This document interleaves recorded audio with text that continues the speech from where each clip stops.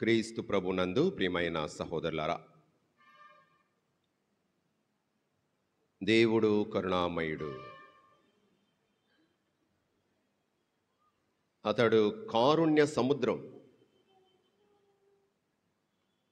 పరితాప హృదయాలకు విశ్రామ స్థానం. దేవుడు మనందరిలో తన ప్రియమైన బిడ్డను చూస్తున్నాడు. లోకమంతా మనలో పాపాలనే చూస్తుంది, లోపాలనే చూస్తుంది, బలహీనతలనే చూస్తుంది. కానీ మనల్ని ప్రేమించే తండ్రి మనల్ని తన బిడ్డలుగా చూస్తున్నాడు. ప్రతి తల్లి, ప్రతి తండ్రి తన బిడ్డలు ఎంత పెద్ద తప్పు చేసినా నా బిడ్డ మంచోడు అంటాను. అతనికి ఏం తెలియదండి, ఎవరో ఏదో చేసి మా అబ్బాయి మీద వేసేసారండి, ఆడు మంచోడేనండి. ఇటువంటి కారుణ్య ప్రభువుని మనం ఈరోజు చూస్తున్నాం. ఈనాటి మొదటి పట్టణంలో చక్కనైనటువంటి సందేశాన్ని మనం వింటున్నాం. యెషయా గ్రంథం 43వ అధ్యాయంలో, ఇదిగో పాత జీవితాన్ని మీరు విడిచిపెట్టండి, పాత సంఘటనల్ని మీరు తలుచుకోవద్దు, అక్కర్లేదు. ఏ విధంగా దేవుడు ఇశ్రాయేలు ప్రజలను ఐగుప్తు బానిసత్వము నుండి ఎర్ర సముద్రం గుండా నడిపించుకొని వచ్చాడు. ప్రజలు పాపం చేశారు, దేవుని మీద గొనుక్కున్నారు, శాపనార్థాలు పెట్టారు. నడిపించేటువంటి నాయకులైన మోషేని, ఆరోన్ను కూడా ఆడిపోసుకున్నారు. ఈ ఎడారిలో చంపడానికా తీసుకొచ్చావు, చనిపోతే సులువుగా సమాధి చేయడానికి సులువుగా ఉంటుందనా ఈ ఇసుక తెన్నుల్లో మమ్మల్ని సమాధి చేయడానికి తీసుకొచ్చావు అన్నారు. దేవుడు విషసర్పాలు పంపించాడు. మరలా శరణు శరణని మోషే సన్నిధికి చేరుకున్నారు. ప్రార్థించు, మేము తప్పు చేశాం, పాపం చేశాం. దేవుడు కరుణించాడు. ఎప్పటికప్పుడు ఆ దేవుడు వారిని కాచి కాపాడుతూనే ఉన్నాడు. వారు కట్టని పట్టణాలను, సేద్యము చేయనటువంటి ద్రాక్షలను, ఓలీవులను వారు సొంతం చేశాడు. ఎన్నెన్నో అద్భుతాలు చేశాడు. అయినప్పటికీ వారు దేవుని మాట వినలేదు, విగ్రహారాధన చేశారు, దేవుని దూరం అయిపోయారు. కానీ చెప్తున్నాడు, నూతన ప్రమాణం చేస్తున్నాడు ఇక్కడ. ఇదిగో నేను ఒక నూతన కార్యమును, ఆ పాత సంఘటనలను జ్ఞప్తి తలచుకోనక్కరలేదు, అయిపోయింది. కానీ ఇక్కడి నుంచి నేను చెప్తున్నాను, నూతన కార్యం చేస్తాను. ఎడారిలో బాటలు వేస్తాను, మరుభూములో త్రోవ వేస్తాను. నేను ఎడారిలో నదులు పారించి నేను ఎన్నుకొనిన ప్రజలకు నీటినిస్తాను. ఎడారిలో నదులు పారించడం, ఇది ఒక చక్కని ఉపమానం. ఎడారి ఎలా ఉంటుంది? ఇసుక తెన్నులు, అందులో ఏమైనా మొక్కలు ఏమైనా వస్తాయా? నీరేమైనా ఉంటుంది అక్కడ? చచ్చిన నేల ఎడారి, చచ్చిన నేల ఎడారి. అటువంటి ఎడారిలో ఏమంటున్నాడు దేవుడు? నదులు పారిస్తాను, జీవం పుట్టిస్తాను. మరలా మీరు సజీవంతులుగా ఉంటారంటే ఇజ్రాయేలు ప్రజల జీవితాలు ఎడారిలాగా తయారయ్యాయి. సత్య దేవుణ్ణి విడిచిపెట్టారు, విగ్రహారాధన ప్రారంభించారు. దేవుడు చేసుకున్న ప్రమాణం ఏమిటది? మీరు నా ఆజ్ఞలు పాటిస్తే నేను మీ దేవుణ్ణి అవుతాను, మీరు నా ప్రజలు అవుతారు.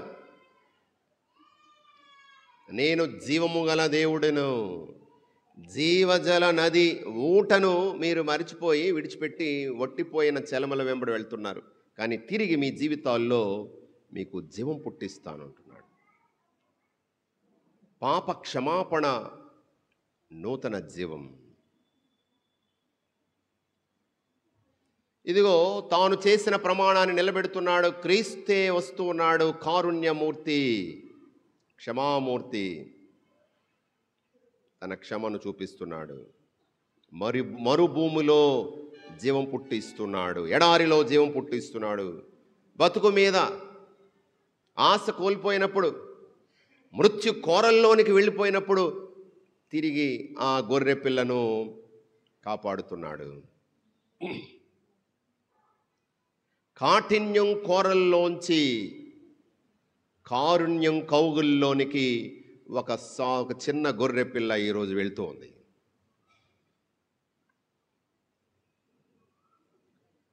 ధర్మశాస్త్ర బోధకులు పెద్దలు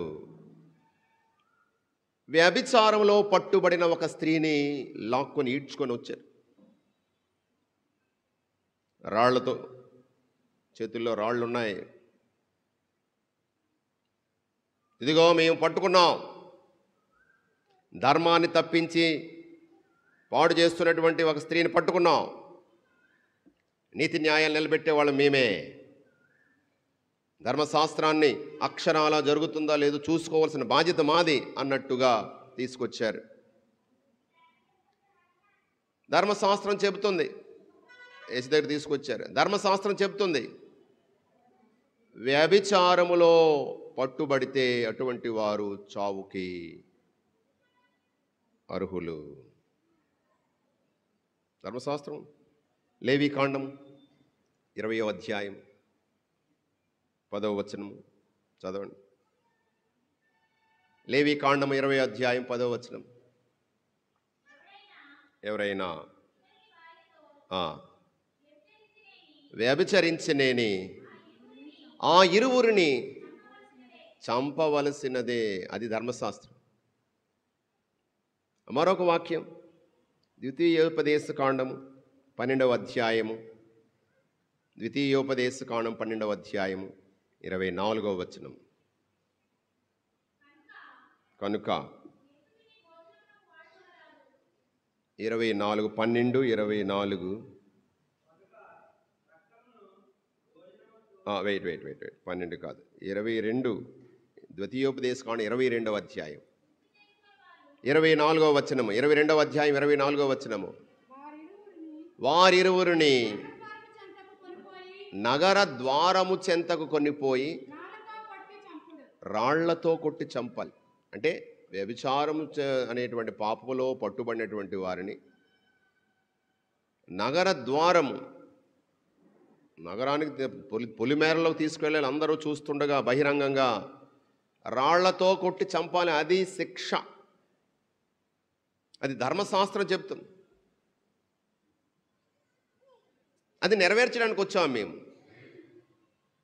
చెప్పు, నువ్వేమంటావు?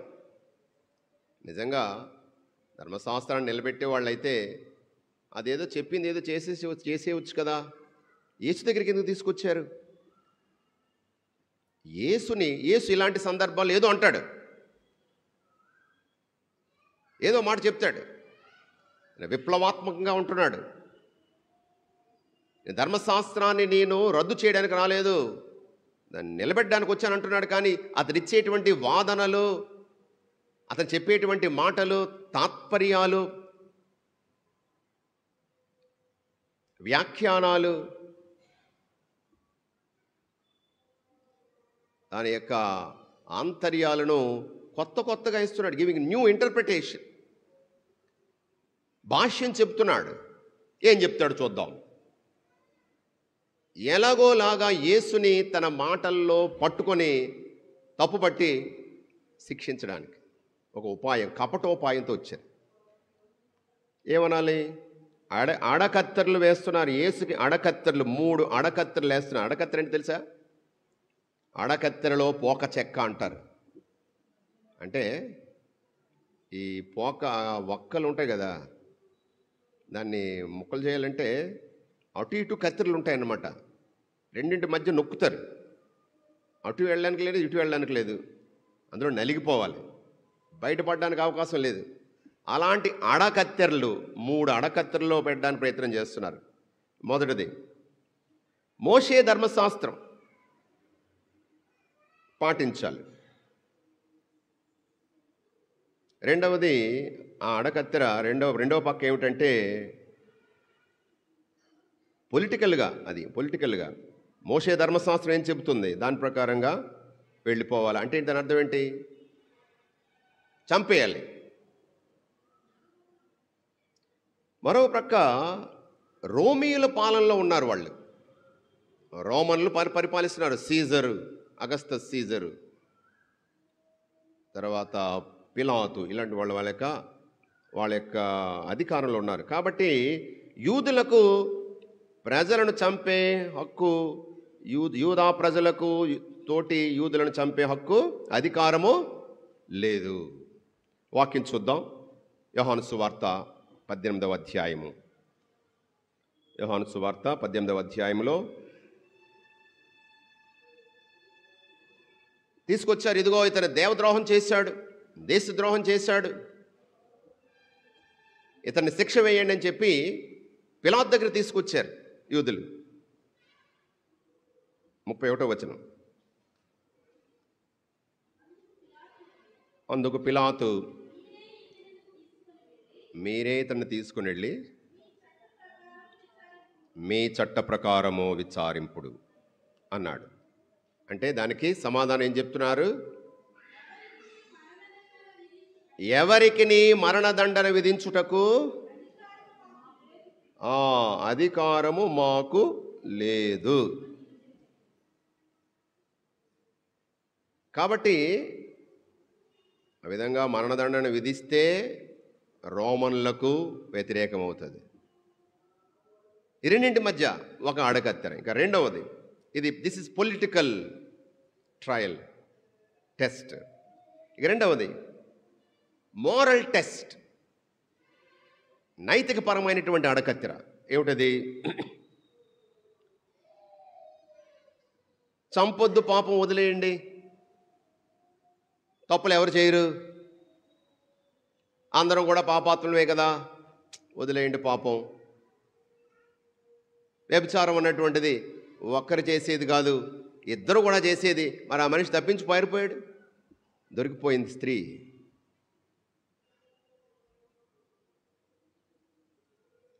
కాబట్టి చావుకి సిద్ధంగా దగ్గర పడిపోతుంది. ఎంతో దూరం లేదు చావుకి. సరే పాపం వదిలేయండి, పాపం ఏ కారణం చేత చేసిందో, ఏ ఆర్థిక పరిస్థితి వలనో, ఏ కారణం చేతో ఇటువంటి వ్యభిచారం అనే కొంపలో, ఆ రొంపులోనికి, ఆ బురదలోనికి వెళ్ళిపోయింది, పాపం వదిలేయండి, కనికరం చూపించండి అని చెప్పాడా? ధర్మశాస్త్రానికి వ్యతిరేకంగా నువ్వు మాట్లాడుతున్నావు, నువ్వు శిక్షార్హుడు అని చెప్తారు. ఓకే, చంపేయండి, ధర్మశాస్త్రం ప్రకారంగా చంపేయండి అన్నాడా? అందరూ నువ్వు కరుణామయుడు అంటున్నారు, దీన జనోద్ధరుడు అంటున్నారు, దేవునికి కారుణ్య వదనం అంటున్నారు. మరి నువ్వు ఇంత రక్తపాతాన్ని ప్రోత్సహిస్తావా? నువ్వేం దేవుడివి? అలాగా. ఇక మూడవది, ప్రభు ఏమంటున్నాడు? మీలో పాపము చెయ్యని వాడు మొదటి రాయి వేయండి అన్నాడు. ఆ తర్వాత రాసుకుంటున్నాడు, కిందకి తల వంచి రాసుకుంటున్నాడు. మీలో పాపము చెయ్యని వాడు మొదటి రాయి వేయండి అన్నాడు కదా. నువ్వు వేయొచ్చు కదా, నువ్వు పాపం లేనివాడేవి కదా, నువ్వు వేయొచ్చు కదా అన్నారా? అంటే నువ్వు దేవుని యొక్క కుమారుడని ఒప్పుకున్నట్లు. అలాగా ఆ మాట చెప్పరు. యేసు వారు ఊహించినటువంటి సమాధానం చెప్తున్నాడు. కొట్టి చంపేయండి అని చెప్పలేదు, వదిలేయని చెప్పలేదు. మీలో పాపము చెయ్యని వాడు మొదటి రాయి వేయొచ్చు, చంపొచ్చు. యేసు తల వంచుకుంటున్నాడు. చాలా ద ఫెనమినలాజికల్ ఇంటర్ప్రిటేషన్. ఇంత క్రూరులా మీరు? పాపం చేయని వాళ్ళు ఎవరున్నారు? క్షమించలేరా నీ తోటి వారిని అని తల దించుకుంటున్నాడు, సిగ్గుతో తల వంచుకుంటున్నాడని ఒక పండితుల భాష్యం. మరొకరు తల వంచి అక్కడ ఏదో రాస్తున్నాడంటే మా పాపాలు రాసేస్తున్నాడు బాబు అని పారిపోతున్నారని ఒకటి.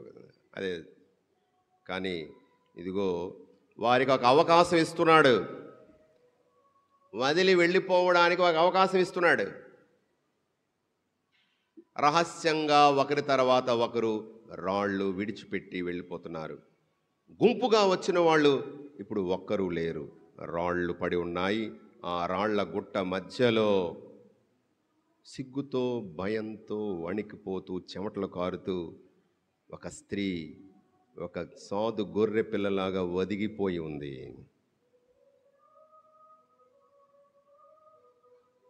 యేసు తల ఎత్తి, అమ్మా, ఎవరు నిన్ను శిక్షించలేదా? వారందరూ ఎక్కడ? ఎవరును నీకు శిక్ష విధించలేదా? అందరూ ఏమన్నారు? ఏమని తీసుకొచ్చారు ఆమెని? ఏమని అన్నారు? వ్యభిచారి, పాపి, వ్యభిచారి, శిక్షార్హురాలు. యేసు ఏమంటున్నాడు? అమ్మా అంటున్నాడు. ప్రియమైన సహోదరులారా, దేవుడు మనలో తన బిడ్డను చూసుకుంటాడు. లోకమంతా మనలో లోపాలని, పాపాలని, బలహీనతల్ని చూస్తే దేవుడు మనలో తన ప్రియమైన బిడ్డను చూసుకుంటున్నాడు. అల్లంత దూరాన చూసినటువంటి ఆ తండ్రి మనసు కరిగి సంతోషంగా పరిగెత్తుకుని వెళ్ళి ముద్దాడి కౌగలించుకొని కాలికి చెప్పులు, వేలికి ఉంగరం, గొప్ప విందు చేశాడు. చచ్చిపోయిన వాడు బతికాడు, తప్పిపోయిన వాడు దొరికాడన్నాడు. ఇదిగో ఆ సాధు గొర్రె పిల్లను కాచి కాపాడాడు. అమ్మా అంటున్నాడు. నీ బలహీనతలు ఏమిటో నాకు తెలుసు, కానీ నీలో నా ప్రియమైన బిడ్డను చూస్తున్నాను. కాఠిన్యము కోరల్లోంచి కారుణ్యము కౌగుల్లోనికి ఆ చిన్న గొర్రె పిల్లను ఆ రోజు కాపాడాడు ప్రభు. Praise the lord. ప్రియ సహోదరులారా, ప్రతి పాప సంకీర్తన బల్లలో ఇదే జరుగుతోంది.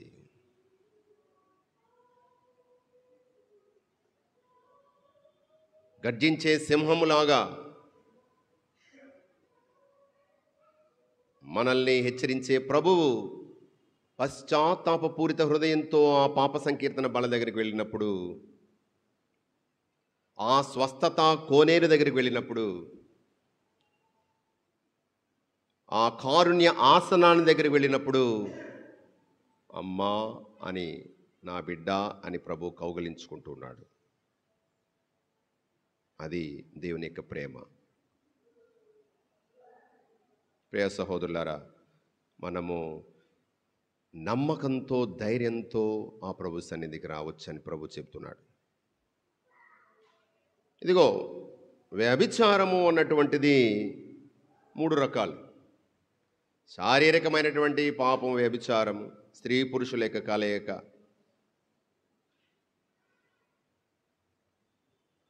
శారీరకంగా పాపం వ్యభిచారం అన్నటువంటి, స్త్రీ పురుషులు దేవుని యొక్క సన్నిధిలో ఇచ్చిన ప్రమాణాన్ని నిలబెట్టుకోవాలి.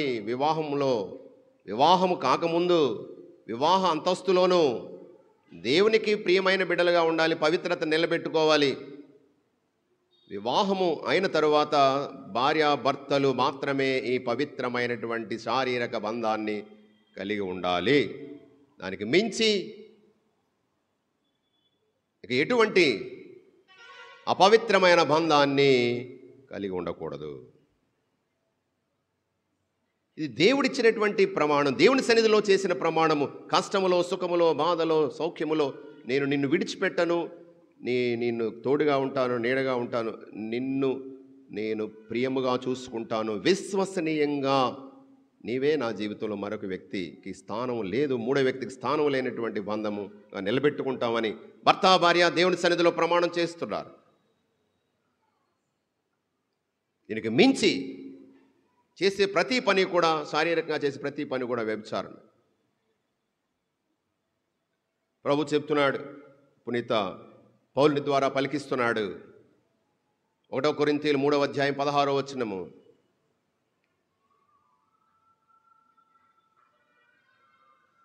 కొరింథీయులు 3:16. ఇది దేవుని ఆలయమని దేవుని ఆత్మకు నివాసమని మీకు తెలియదా? చదువు. ఎవడైనాను ఈ దేవుని ఆలయమును ధ్వంసము చేసిన దేవుడు వారిని ధ్వంసము చేయును. దేవుని ఆలయము పవిత్రమైనది, మీరే ఆయన ఆలయము. కాబట్టి ఈ దేహం అనే దేవాలయాన్ని, ఈ పవిత్రతను నిలబెట్టుకోవాలి.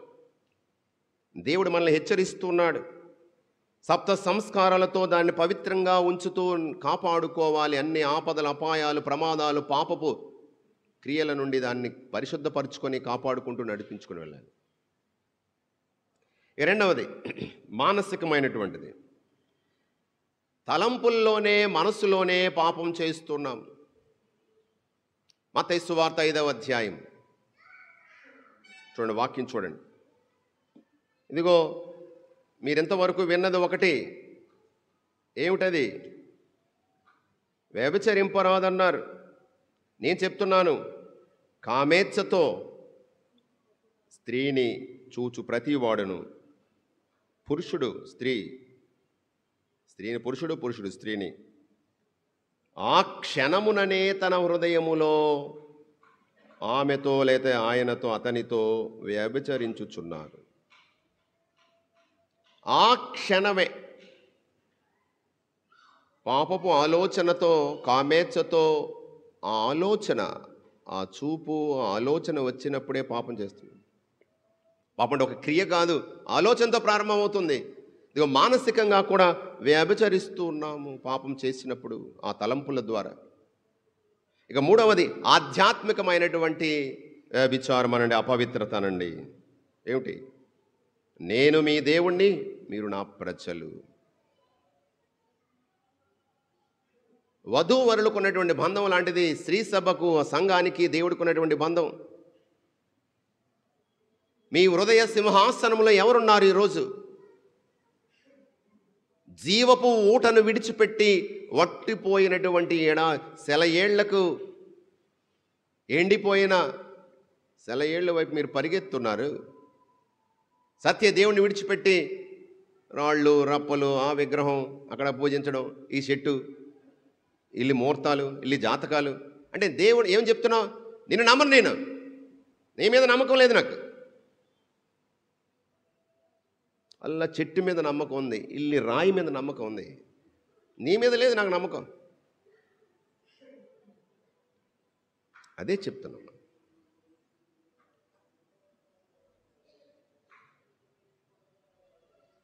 ఆధ్యాత్మికమైనటువంటి వ్యభిచారం ఇది. విగ్రహారాధన. నా ఫ్రిడ్జు, నా కంప్యూటరు, నా నగలు, ఇదే నా దేవుడు. నీ హృదయ సింహాసనంలో ఎవరు కూర్చున్నారు? ఎవరిని కూర్చోబెడుతున్నావు? నీ జీవము, నీ జీవితము, నీ ఆయుష్, నీ ఆరోగ్యము, నీ ఆస్తి, నీ అందము, నీ యొక్క ఆప్తులు, బంధువులు, సమస్తము నీకు ఇచ్చినది ఎవరు? ఎవరి వలన నీవు ఇలా ఉన్నావు? ఎవరి దగ్గరికి వెళ్తున్నావు? అతన్ని విడిచిపెట్టి ఇంకేదేదో ఎక్కడెక్కడో వెతుక్కోవడమే ఆధ్యాత్మిక వ్యభిచారం, ఐడలట్రీ. ప్రియా సహోదరులారా, ఈరోజు ఎవరు నన్ను నడిపిస్తున్నారు? నీ సంపదలున్న చోటనే నీ హృదయముండును. మత్తయి సువార్త 6వ అధ్యాయం 21వ వచనం. నీ సంపదలున్న చోటనే నీ హృదయం ఉంటుంది. దేని గురించి ఆలోచిస్తున్నావు? దేని సంపాదించాలని? దేని మీద ఆధారపడి నీ జీవితం నడుస్తుంది? ఎవరు నిన్ను నడిపిస్తున్నారు? అడుగు తీసి అడుగు, రోజు తర్వాత రోజు. ఎవరు నిన్ను నడిపిస్తున్నారు? దేనికోసం నువ్వు జీవిస్తున్నావు? ఎవరి వలన జీవిస్తున్నావు? ప్రియ సహోదరులారా, ఆత్మపరిశీలన చేసుకోవాలి. మరొక విషయం, ఇక్కడ అధికారం నా చేతుల్లోకి వచ్చింది, నేను ఏదైనా చేసేస్తాను అనుకున్నారు ఆ ధర్మశాస్త్ర బోధకులు. అధికారం అన్నది ఎందుకు? శిక్షించడానికి కాదు, రక్షించడానికి, ప్రాణం తీయడానికి కాదు, ప్రాణభిక్ష పెట్టడానికి, ప్రాణం నిలబెట్టడానికి. మరి అధికారంలో ఉన్నటువంటి వాళ్ళు ఎలాగా తమ అధికారాన్ని ఉపయోగిస్తున్నారు? నిజమైన అధికారి దేవుడే. పాపం చేసిన వాళ్ళని, తప్పు చేసిన వాళ్ళని శిక్షించగలడు, కానీ ఆ ప్రాణాన్ని రక్షించడంలోనే గొప్పతనం. ఎవరైనా శిక్షించేస్తారు, కానీ సరిచేసి సరిదిద్ది జీవం పోసి నడిపించేటువంటి వాడు ఆ దేవుడే. ఇక్కడ మనం దేవుని సన్నిధిలో క్షమాపణ కోరుకోవడం ఒకటైతే, రెండవది క్రీస్తులాగా మనల్ని ఇతరులని క్షమించగలగాలి. లోపాలు వేలెత్తి చూపించడం కాదు. మత్తయి సువార్తలో మనం చూస్తున్నాం 7వ అధ్యాయంలో, దూలాలున్నాయి, మీ కళ్ళల్లో దూలాలున్నాయి, అవి తీసుకోండి, తీసేయండి బయటికి. బయట అందరిలో నీలో లోపం ఉంది, నీది ఈ తప్పు ఉంది, నువ్వు వచ్చేస్తున్నావు ఇచ్చేస్తున్నావు అని చెప్పడం కాదు. దానికంటే ముందు మీ కళ్ళల్లో ఉన్న దూలాలున్నాయి, దాన్ని బయటికి తీయండి అంటున్నాడు. నేను పాపం చేసి ఇతరుల పాపాలను ఖండిస్తున్నాను. పరమ పవిత్రుడైన దేవుడు మన పాపాలను క్షమిస్తుంటే, పాపాత్ములమైన మనం ఇతరులలో పాపాలను, లోపాలని, బలహీనతలను చూసి వాళ్ళని ఖండిస్తున్నాం, వాళ్ళని శిక్షిస్తున్నాం. ప్రభు ఈరోజు మనకు అదే నేర్పిస్తున్నాడు. నేను మీ పట్ల కారుణ్యం చూపించాను, మీరు కూడా కరుణ చూపించండి. చివరిగా ఒక చక్కనైనటువంటి సందేశాన్ని ప్రభు ఇస్తున్నాడు ఈరోజు. అమ్మా, నేను కూడా నిన్ను ఏమంటున్నాడు చదవండి అక్కడ. అడిగాడు ప్రభు, అమ్మ వారందరూ ఎక్కడ, ఎవరు నిన్ను శిక్షించలేదా అన్నాడు. దానికి ఏం సమాధానం చెప్పాడు? అమ్మా అనలేదా? అయిపోయింది. లేదా అని ప్రశ్నించాడు.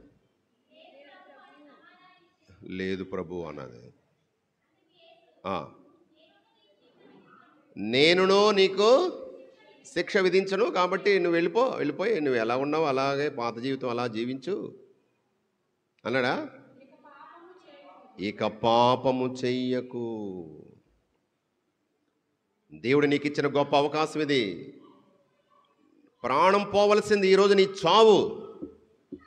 అందరి మధ్య, రాళ్ల గుట్టల మధ్య మాంసపు ముద్దే మిగిలేది. చంపండి అంటే అయిపోయాడు.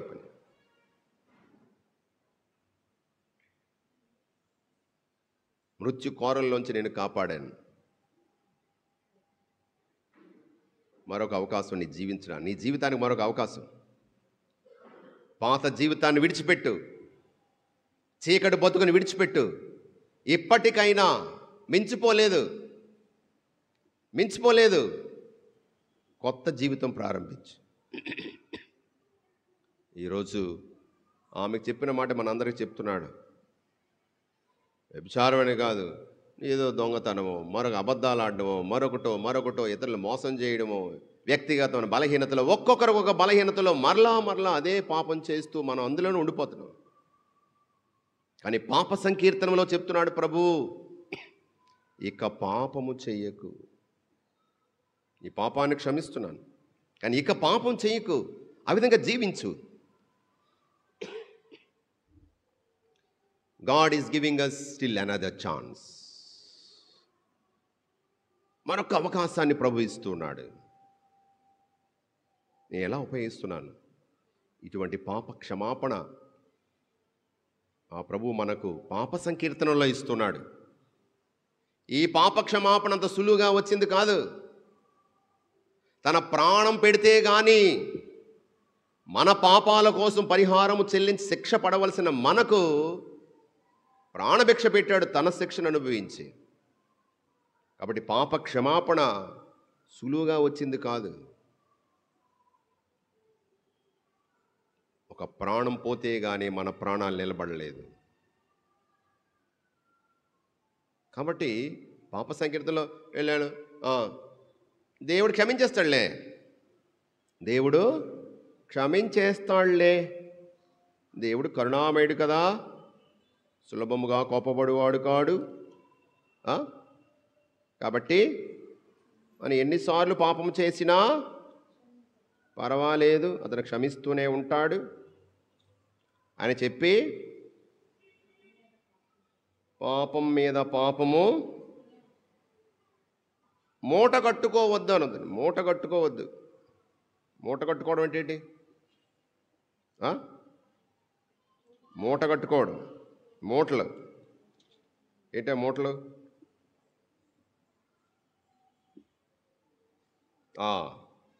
శిరాపుత్రుని యేసు జ్ఞాన గ్రంథం చూడండి, చక్కని మాటలు ఉన్నాయి ఇక్కడ. ధనం గురించి చెప్తున్నాడు, కానీ ఇది కానీ అదే ఏదైనా కావచ్చు.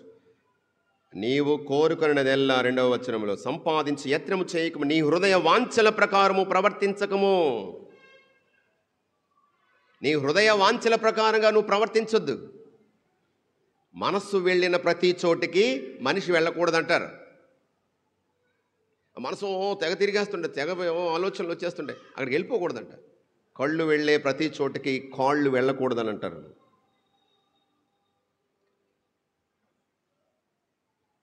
చెప్తూ